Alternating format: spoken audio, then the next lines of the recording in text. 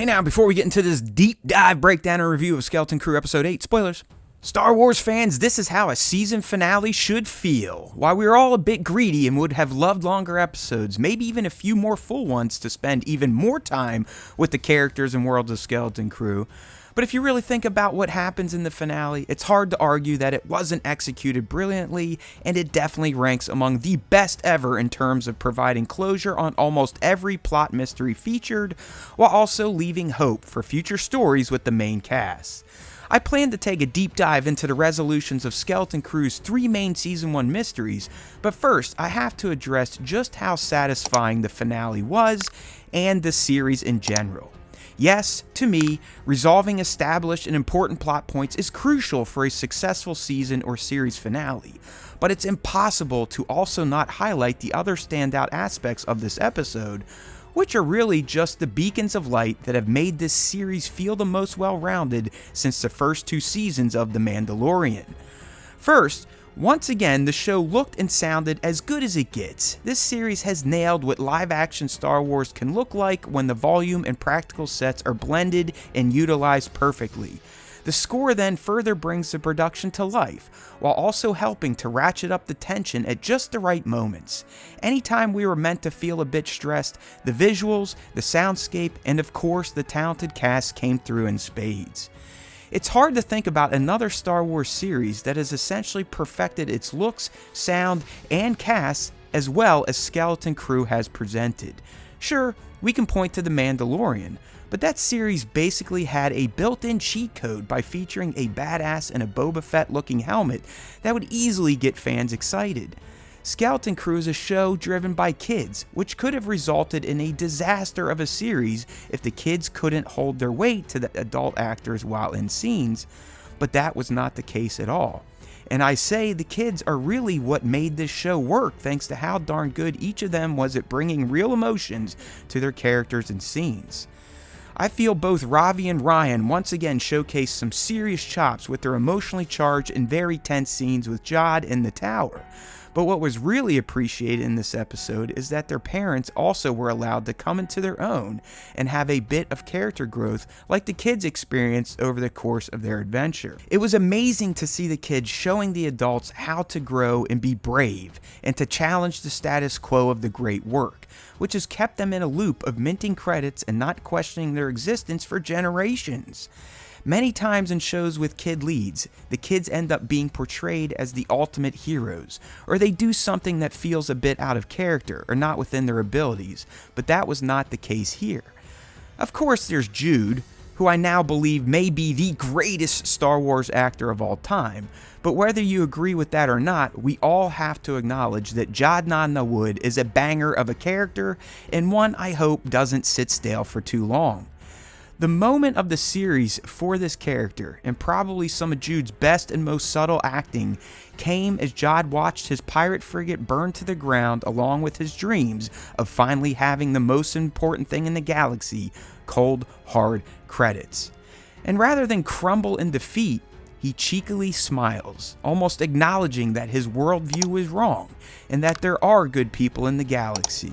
No words were said, but we all understood, and that's why Jude, in his Jod of many names, will go down as unforgettable in the pantheon of Star Wars characters. This finale just had a great mix of highs and lows, with visually enticing action beats and plenty of thoughtful character moments, but for a lorehound like myself, I found its plot resolutions to be the most rewarding. Very rarely does a new series manage to wrap all of the threads it's set up in the season, but Skeleton Crew did just that. We could argue that we wanted deeper explanations or more time to let them soak in, but I always prefer clarity over murkiness, especially when it's no guarantee that a series will get another season. Here's looking at you, the Acolyte. So I love that Skeleton Crew's 3 main mysteries were mostly resolved. Let's start with At Attin. And apologies to those I confused last week with my talk on At Attin, but after the finale and what we learned, I think we all can agree with full confidence that the following statements are true about At Attin's mythical nature. It was indeed a jewel planet of the Old Republic, as in the old one, or the Proto-Republic that Kim mentioned. It has always been hidden from the galaxy at large except from Republic emissaries. One has to also think that at some point during the High Republic era, At Attin became a part of the Great Works, with its charge being to mint credits for the Republic and keeping the planet safe by being hidden and essentially lost to the galaxy. This is more than likely around the time that Tak Rennod went on his adventure to find it, which we know he did. I mean, he did have a High Republic looking saber hilt in his stash, so the timeline can add up. So by this time, At Attin was already becoming myth due to the fact that it had always been hidden from the known galaxy. It more than likely became lost after Tak found it, thanks to he and his crew scrubbing any findable records of it from the other jewel planets like At Attin, which is probably why in episode 7, Jod says At Attin has been lost for hundreds of years, even though it was already mythical before that point. We also now know that the supervisor truly was just an AI executing its programming loop. It wasn't Tak, it wasn't Snowballs, it wasn't Tak's own AI or anything from an outsider that kept At Attin minting credits for generations, even as the Republic fell. It was just the AI executing its program, which essentially came down to protect the mint. The AI maintained this charge even after not hearing from the Republic since its fall. It essentially received Order 66, or Palpatine's Empire Day speech, and was like, cool, gotta protect the mint and keep producing credits. It's clear that At Attin citizens, at least upon graduation, are all in the know on what they've been tasked to do in life. Farron knew the supervisor was an AI and that they were being controlled by it, but she just simply said, it's what the Great Work decrees. So the planet really was designed to essentially brainwash everyone into sacrificing their life for the Great Work, which was simply just to keep producing cold, hard credits. Amazing. I know fans really want to know the exact amount of years At Attin was lost, but outside the supervisor saying it doubted it would ever see an emissary again, it's hard to really pin down an exact number. I think we can say for sure that it's been lost for 300 to 500 years, but was already a myth from being a hidden jewel for millennia before that. We can also say that the supervisor at least had contact with the Republic until its fall, but what's not clear is if anyone in Palpatine's regime knew about it. There's a chance that the emissaries stopped coming hundreds of years prior to the fall of the Republic once it started to decline, making it truly lost since they were the only ones who knew how to find it, or at some point, someone within the Republic completely scrubbed it out of existence, seeing how the Republic was headed towards corruption and destruction. It's clear the Empire didn't know how to find it at least, which is a testament to the protocols put in place hundreds and hundreds of years prior to its rise. I think we can also now explain why the other jewel planets were destroyed, and it's simply because their citizens became disobedient and took out their AI overlord, effectively sending their society into the Dark Ages, as we saw can happen if the supervisor is compromised. At Attin's supervisor said it best, strict obedience to authority has kept At Attin running smoothly for generations. So clearly that obedience faltered on the other jewels, so their societies crumbled after losing their supervisor. This also explains why Akron had all those satellites around it. They were just the deactivated defenses that were in its barrier shield. The At Attin stuff was key for plot resolutions, but so was finally learning about Jod's past and how he is able to wield the Force. Now it wasn't the flashback we all wanted, but we now know exactly how Jod can do what he does, and why he has such a chip on his shoulder about the galaxy flat out being a sucky place. He was rescued shortly after Order 66 by a female Jedi, who probably was this Jod Na Nawood.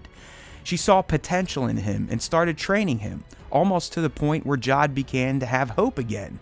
But then he had to watch her get murdered by the Purge, which hardened him even more and put him on his path of piracy and shadiness. It was all we really needed to fully flesh out this amazing new character, and while it was short and sweet, it got the job done. The last mystery of the show to get full clarity on was why was the Onyx Cinder buried on At Attin, and for how long? Well, fans, it truly seems like 33's recollection of events was indeed what happened. Tak and his crew did find At Attin, but due to greed, a mutiny broke out as they approached the planet. Tak really was the dead dude with a sword in his gut, and the cinder did just crash upon entry thanks to the chaos of the mutiny. That's it. Tak and the Cinder crew had nothing to do with At Attin's supervisor being stuck in time or any of the theories we all had, and that's great. Clarity is key, even when the answers have been in front of our faces the whole darn time. Top moments time. Man, the speeder bike chase with the kids and Wendell was both visually and emotionally awesome. It was just very exciting to experience, and a great example of this episode's engaging action beats. I really loved Wendell's kid-like joy and how he changed his tune about fighting back after having fun for the first time in his life. The kids really sold this scene, and the pirates offered some color with their incessant blasting. Neil has been lacking in top moments for a few episodes now, so yeah, he gets some spotlight this week for his turret callback maneuver. And when you factor in the added bonus of the scene revealing 33 lived, it's an easy top moment choice. Finally, being a fan since the 80s, it's hard not to light up inside anytime X-Wings show up on screen to blow up some bad guys, so I did appreciate the visuals and feels that the New Republic fleet brought, even if they did choose to down a space frigate right over top a populated city. The action was then complemented with the somber score and excellent scene reflecting Jod's failure and acceptance as the heroes go to check on KB. Okay, let's close this out with some eggs and references. You had to love the supervisor dropping the old "I've been watching you with great interest" line, a clear nod to Sheev's quip to Anakin back in The Phantom Menace. And then we finally got to see B-Wings again, and actually they used their super quad beam weapon. Finally, as Wim looked towards his future, which will clearly be in the New Republic Navy, we see a CR-90 Corvette, the same model used by Leia in A New Hope. It's been a blast covering this series, people, and the way to end it offers promise for more. I appreciate all the support and views we've gotten over the past 7 weeks, so please keep it up by subscribing to this channel or considering membership. At least give this video a like and leave a comment. There's always time for Star Wars time, so don't forget to tune into our latest live stream in which we will interview Marty Matulis, aka Vane the Space Pirate. May the Force be with you.